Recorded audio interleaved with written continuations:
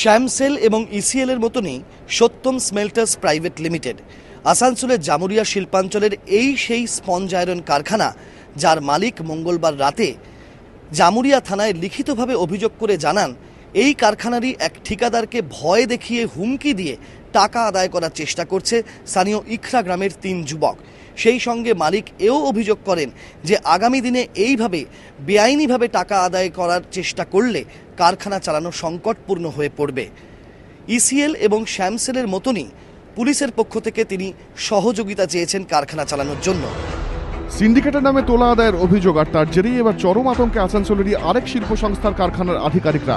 Sponge iron কারখানার বর্জ্য নিষ্কাশনের দায়িত্বপ্রাপ্ত ঠিকাদার সঞ্জয় সিংহের অভিযোগ, হরিশঙ্কর চট্টোপাধ্যায়, মুক্তি চট্টোপাধ্যায়, অরূপ আচার্য নামে 3 ব্যক্তি তাঁর কাছে বরাবর টাকা দাবি করছেন।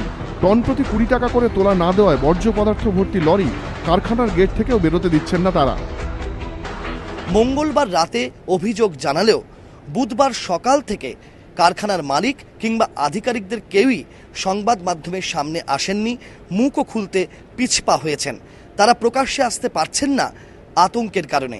কর্মীদের একাংশের মতে আতঙ্কের কারণেই তারা আত্মগোপন করে রয়েছে। পুলিশের বক্তব্য, কারখানা কর্তৃপক্ষের অভিযোগ খতিয়ে দেখে মামলা রুজু করা হবে, পরবর্তীতে উপযুক্ত পদক্ষেপ নেওয়া হবে।